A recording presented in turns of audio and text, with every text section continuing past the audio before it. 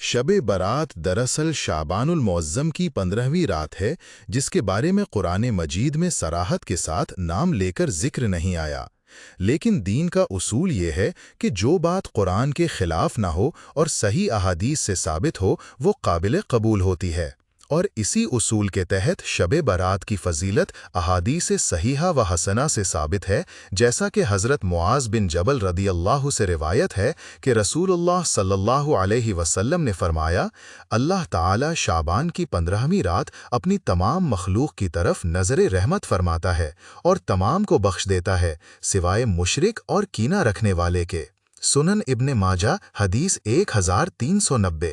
اسی طرح حضرت ابو ثعلبہ رضی اللہ سے روایت ہے کہ اس رات اللہ تعالیٰ فرماتا ہے کوئی مغفرت چاہنے والا کہ میں اسے بخش دوں، ہے کوئی رزق مانگنے والا کہ میں اسے عطا کر دوں، ہے کوئی مصیبت زدہ کہ میں اسے نجات دوں، یہاں تک کہ فجر طلوع ہو جاتی ہے، جس سے معلوم ہوا کہ یہ رات عمومی رحمت اور مغفرت کی رات ہے، مگر اندھی آزادی کی نہیں بلکہ اصلاح نفس کی رات ہے۔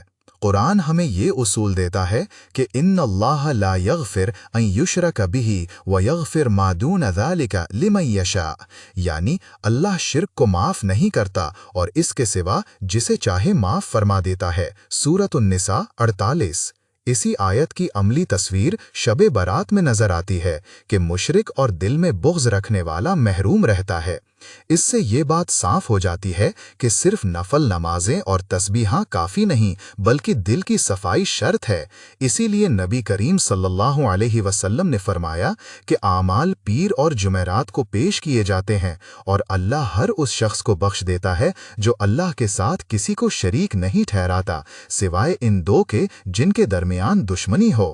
صحیح مسلم۔ تو جو شخص سالوں سے کینہ پالے بیٹھا ہے اور شب برات میں بخشش کی امید رکھتا ہے وہ خود کو دھوکہ دے رہا ہے۔ حضور صلی اللہ علیہ وسلم کا عمل یہ تھا کہ آپ صلی اللہ علیہ وسلم اس رات جنت البقیع تشریف لے گئے اور مردوں کے لیے دعا فرمائی، جیسا کہ حضرت عائشہ رضی اللہ سے ثابت ہے، مسند احمد، جس سے معلوم ہوا کہ قبرستان جانا جائز ہے، مگر شرط یہ ہے کہ اسے سنت سمجھا جائے، فرض یا لازم نہیں، اور نہ ہی عورتوں کے لیے رات کو ہجوم کے ساتھ جانا درست ہے۔ شریعت ہمیں توازن سکھاتی ہے، نہ بدعت کی اجازت دیتی ہے، نہ فضیلت کا انکار کرتی ہے۔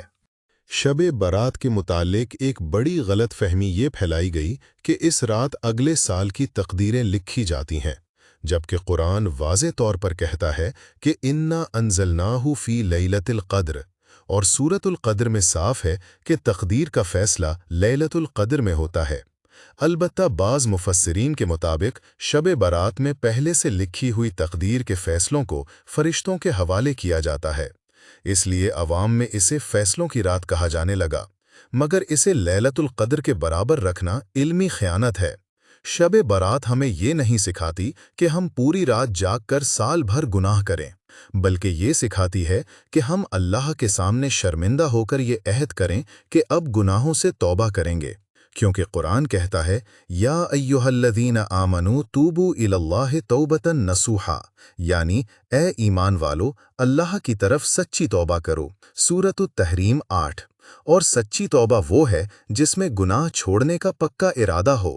شب برات ہمیں یاد دلاتی ہے کہ موت کی کوئی تاریخ فکس نہیں، قبر اندھیری ہے اور صرف اعمال روشنی بنیں گے۔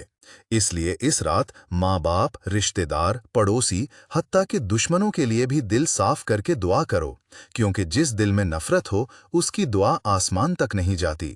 خلاصہ یہ ہے کہ شب برات نہ تو بدعت ہے نہ عید، بلکہ ایک موقع ہے خود کو بدلنے کا، اور جو اس رات بھی نہ بدلا وہ شاید کسی اور رات کا انتظار کرتا ہی رہ جائے۔ اللہ ہمیں رسموں سے نکال کر حقیقت کی طرف لائے اور اس رات کی قدر کرنے کی توفیق عطا فرمائے۔ آمین۔